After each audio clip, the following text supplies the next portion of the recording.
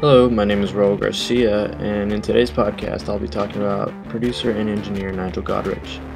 Been a big fan of Radiohead in recent years, but I never once actually thought to look up their producer, so I took it upon myself to find out who he was, and I found out that Nigel Godrich had actually produced every single release for Radiohead, and some people even consider him the fifth member of Radiohead, even though he's never actually played with them or anything. But clearly, if he's worked on every album since their beginning,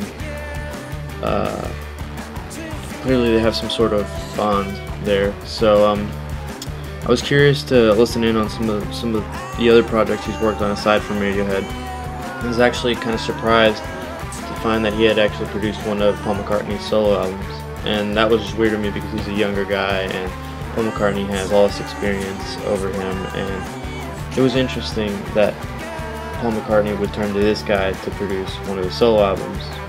So I had actually never heard this album before, so I listened to Paul McCartney's Chaos and Creation in the Backyard, and it instantly reminded me of some of Radiohead's In Rainbow's recordings. The production techniques, they just became more apparent the more I listened to some other songs that he had, that Godrich had worked on, and a common tie between all of his productions is how organic everything sounded.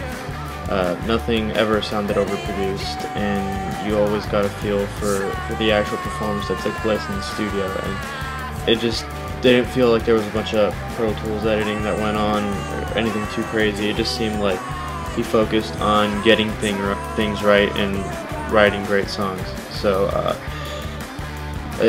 another side I saw to Godrich's production style was that he isn't afraid to experiment at all. There's some songs out there that he's worked on that are really out there, and they still keep that kind of sound that he has, but they really go for something really far out. And in some cases, producers try this, and unfortunately they fail because maybe it's too far out, or But he actually proved that he could be successful with his experimentation techniques with Radiohead's Kid A, which was an entire album that consisted of all experimental songs. So it actually managed to sell well and was taken well by critics, got some pretty good ratings. It's actually one of my favorite albums. So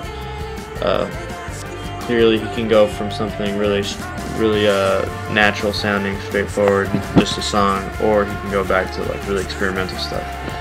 So pretty interesting to read about that. And I also found out that recently he was the composer of the original soundtrack to last year's movie Scott Pilgrim vs. the World, and it just shows how versatile of a producer he can be. He can go from working with bands and making the best song he can make, and then he can go completely to writing songs specifically to a picture, which is really like restraining. And it was very interesting because it wasn't like anything else he had done. It was very video game oriented, just as the movie was, and very interesting to kind of put a modern spin in his production style on music that you would find in video games. So that was a producer I picked, and I'm glad I picked it because I learned a lot from him, and I've always been a fan of his production without even knowing it. So this is my podcast, and hope you enjoy it.